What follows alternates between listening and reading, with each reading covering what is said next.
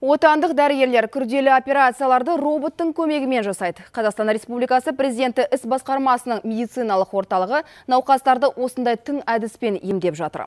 Бастама нәтижесіз де емес, бір айдың ішінде 14 операция жасалды.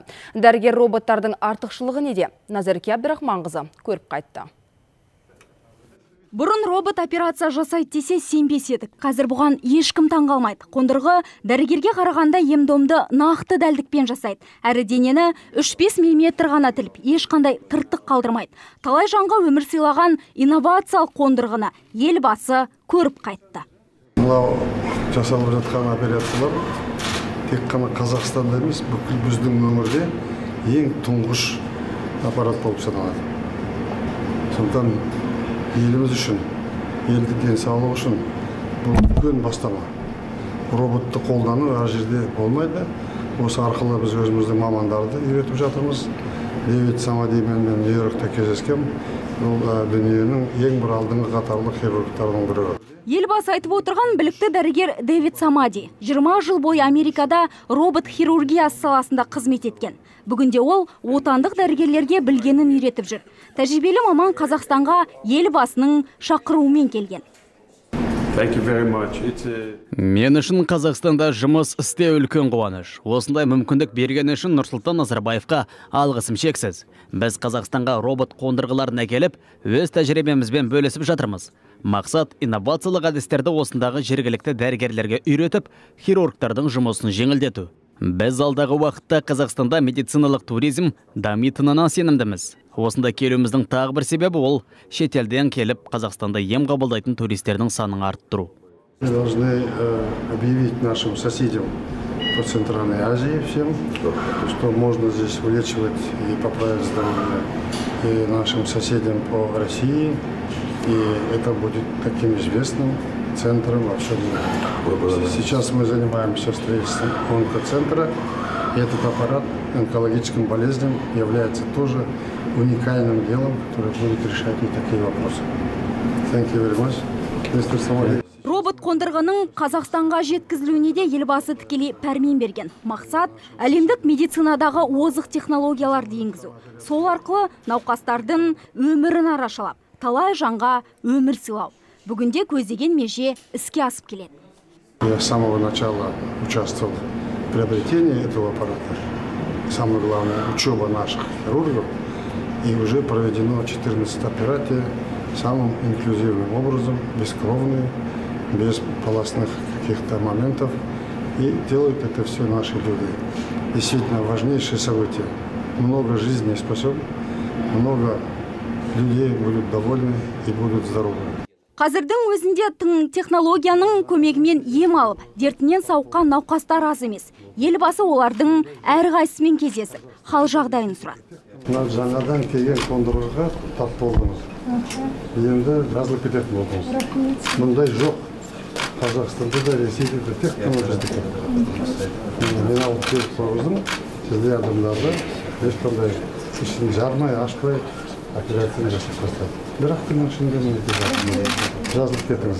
Орталықта әзірге тың әдіс тек гинекологиялық, урологиялық және хирургиялық ем-домдарға қолданылады. Осылайша дәрігерлер бір ай ішінде роботтың көмегімен 14 операция жасады. Барлығы сәтті өтті. Желчно-каменная болезнь, камни в желчном пузыре. Провели на роботе операцию 6 суток. Все убрали? Все убрали, чувствует себя прекрасно. Когда сделали? 6 дней назад, сегодня домой.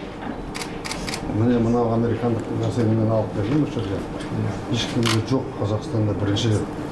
Соған келіп тап болдыңыз. Көрдіңіз бе? Адамның тапмасуымен ішкі қарынды жармай қаласады, жазылып кетесіз. Үлкен рахмет Нұрсұлтан Әбіш. Жаңа технологиямен жаңа білікті мамандардың бәрі осындай екенін көрдім өзім. Мен өзім академик профессордың жаңа технологияны көріп өте қуанып отырмын. Әсіресе білікті мамандар. Жастар өте үстінде. Өзіміздің мамандар. Бәрі өзіміздің мамандар. Американың жоғары дәрежеде хирургия алып келді. Үлкен рахмет. Біз білгендер үшін рахмет. Жақсы рахмет. Анар Қашабаеваға осыдан бірер күн бұрын инновациялық технология арқылы операция жасалды. Оның өтіндегі тасты дәрігерлер 40 минут ішінде алып тастаған. Қазір өзін жақсы сезінеді. Ал ем-дом квота арқылы тегін жасалды. Айтпақшы, ем қабылдайтын медициналық орталықты Анардың өзі таңдаған. Операциядан жағдайым өте жақсы. Бірінші күннен кейін екінші күні жайлап ақырындап жүре бастадым. Үшінші күні өз қалпыма келіп, бұрынғыдай кәдімгідей жүріп кеттім.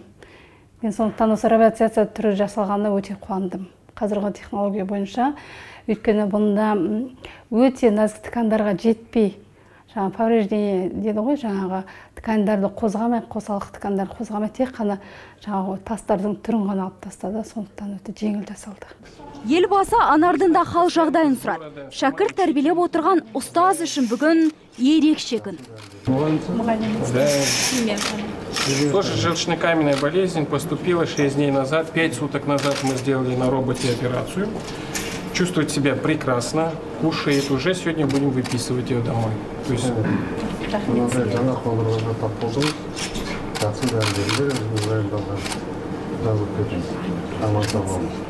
Президент іс басқармасының медициналық орталығында роботтың көмегімен әзірге 6 маман ем-дом жасайды. Соның бірі Гүлбарам Башарова. Ол орталықтағы алғашқы операцияны жүргізген отандық маман. Содан бері күн-түн демей науқастарды инновациялық әдіспен емдеп келеді. Робот технологияның дәрігер ішінде, науқас ішінде өте айрықшалары бар. Дәрігер үшін дәрігер мысалға біз лапароскопиялық операция жасаған кезде біздің иығымызға көп салмақ түседі. Көп дәрігерлерде флексит деген профессиональный не бар. Ал бұл жерде біз роботта отырып жасаймыз, қолымызға ешқандай нагрузка жоқ. Қондырғы науқастың іш құрылысын үшді кескінде көрсетеді. Роботтың қосымша құралдарын 360 градусқа айналдырып, операция кезінде қозғалту өте ыңғайлы дейді мамандар. Роботтың көмегімен жасалатын ем-домның тиімділігі сол, операцияға бар жоғы 2 адам қатысады. Мұнда хирург отырып нұсқау береді, ал робот қол пішіндес қондырғылар арқылы операцияны жасайды. Бұл емдік шараның артықшылығы науқас көп қан жоғалтпастан небәрі 2 күннің ішінде сауығып кетеді.